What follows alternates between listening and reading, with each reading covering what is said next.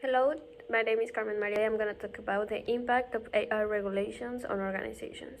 This presentation will be divided in introduction, then the regulatory overview, the impact analysis, challenges and opportunities, and finally the conclusion. The European Union AI Act entered into force in 2024, and it has a compliant deadline of the 2nd of August 2026. And it changed from voluntary ethics to legal mandates. Now, AI governance. AI governance is a structured governance frameworks that are essential for managing algorithm opacity, ethical risk, and regulatory pressures. And institutional legitimacy is the AI adoption now is driven not only because the business has to be efficient, it's also driven because they want to be legal.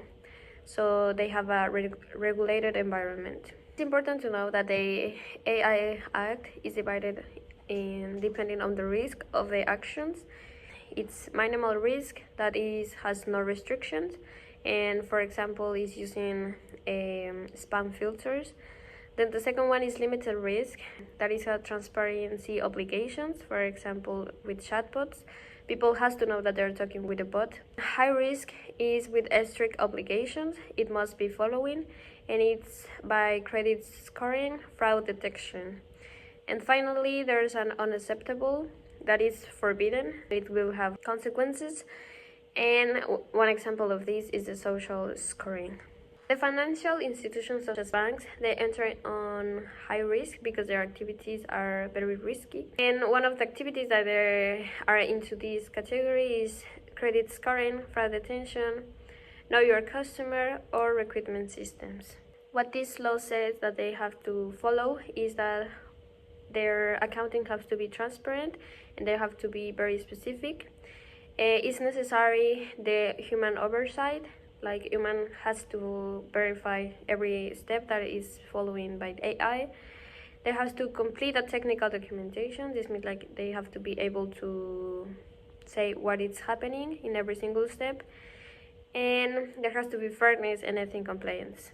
In banks, there is something called black box, where they cannot explain what is happening and what the decision is being taken. So what this law says that they have to change from black box to transparent box because they have to be able to explain all the single step and why the decision has been made. I'm going to talk about the impact analysis. So the new institutional theory leads to coercive isomorphism. The coercive isomorphism is the mandates that force banks to do the right and to adopt some type of practices. So, for example, the black box, they had the problem that they cannot explain everything. So the new law, it forced the banks to be transparent and explain everything. So this leads that they have to restructure everything and they have to create new rules, new departments, transparent AI architectures. Two examples of this situation is the European Central Bank. It aims to enchain supervisors to acquire new digital skills and awareness of AI developments. And the KPMG advisory, it says that banks should establish a current governance framework to help ensure the AI systems that are trustworthy, free from bias, and explainable to regulation and customers. Some challenges and opportunities that companies have with this new AI law. Some challenges that they have is legacy IT systems that are software's infrastructure requires a substantial financial investments. The AI bias mitigation, they have to prevent models to retain flawed biased information. Competitive disadvantages between the European Union banks and USA or Asian banks, and explainability gap. Some opportunities that they have is enhanced trust with the customers, data quality advantage, they will know what step they have been following. Level playing field, the EU banks have competitive rules and restrictions, and social people awareness, the whole world will start noticing how the AI can be affected.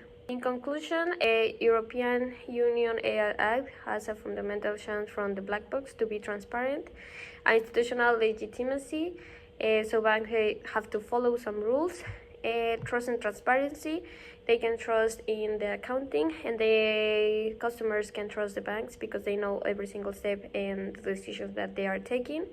And it is a global precedent, so European banks now, they will start with the AI regulation for the world and prioritizing human oversight and social well-being.